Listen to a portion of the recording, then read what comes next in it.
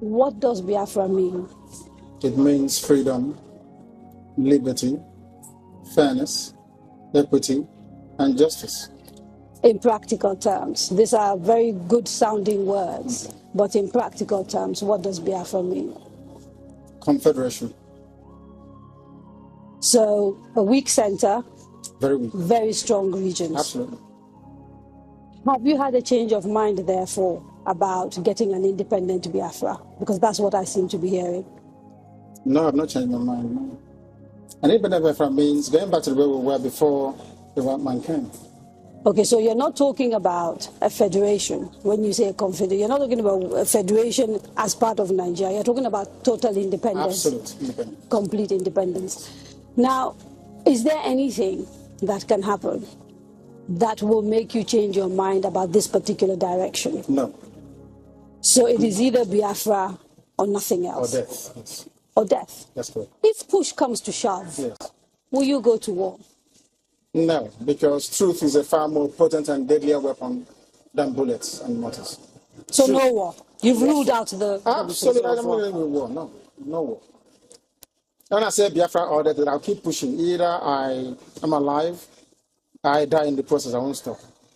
Allow me to repeat, if you don't mind. Had sovereign national conference been convened by the powers that be, where every ethnic nation, I said every, I don't care if there are 600, I don't care.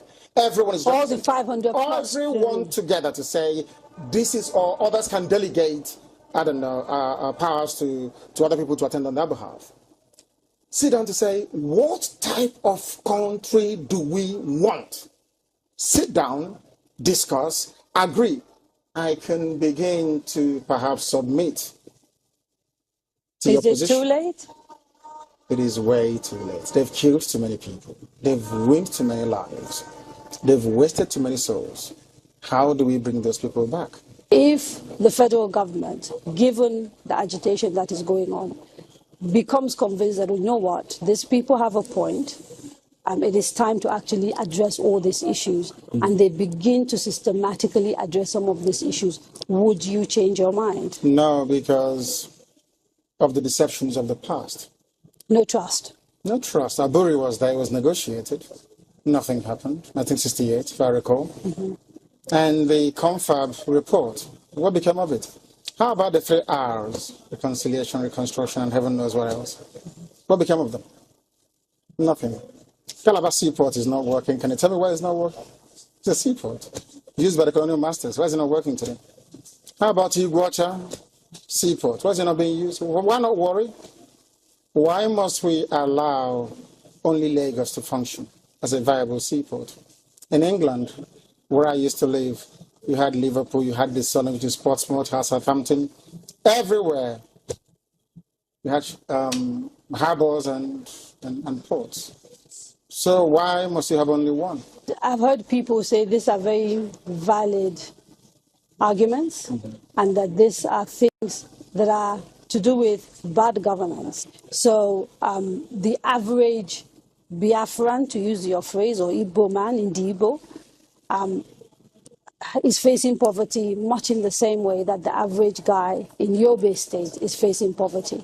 And so these are issues of governance. You don't agree with that? I agree completely. Okay.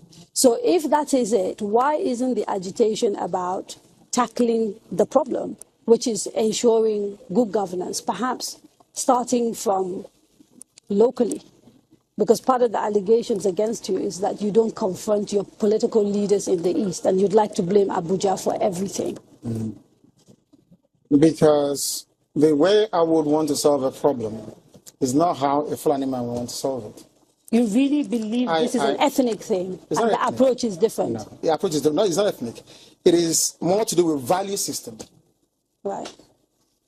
The way you may want to solve a problem could be markedly different from how I do mine. What is the geographical makeup of Biafra, as far as you are concerned, this Biafra that you want? So, for example, if we're doing a referendum, where will that referendum take place?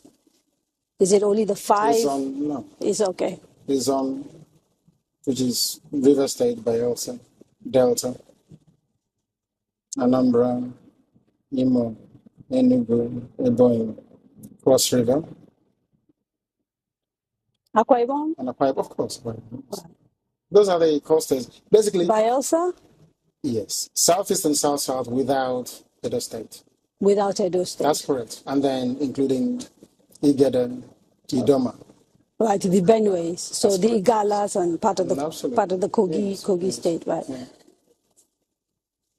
Nyesom Wike, the governor of Anambra, sorry, the governor of Rivers State, made a statement, I think it was yesterday or the day before Yes, yesterday, yes, I heard about it. and said, you know, you should not be including Rivers State It's for the and people of the Rivers State Kwere to decide, people. not him.